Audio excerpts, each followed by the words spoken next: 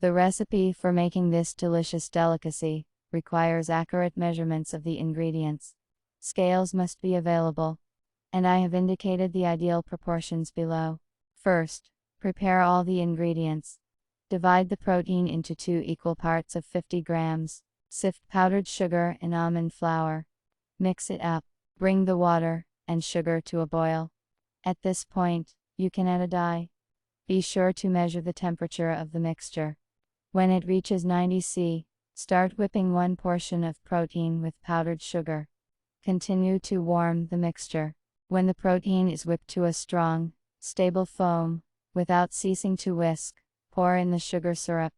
Continue to beat the mass until it cools down to 40-45 C. In the cooled mixture, add the second part of the protein and a mixture of powder and flour. Very carefully start mixing from the edges to the center. At first, the mixture will be thick. Then it will start to get thinner.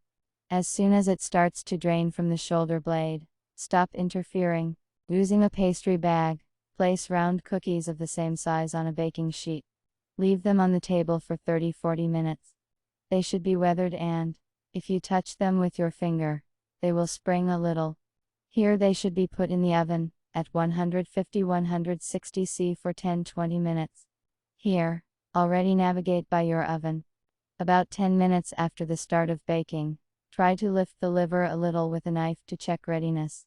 But for the filling, you can use a huge number of options, ranging from jam and ending with more complex creams. I have cottage cheese with jam in the filling. Have a nice tea party.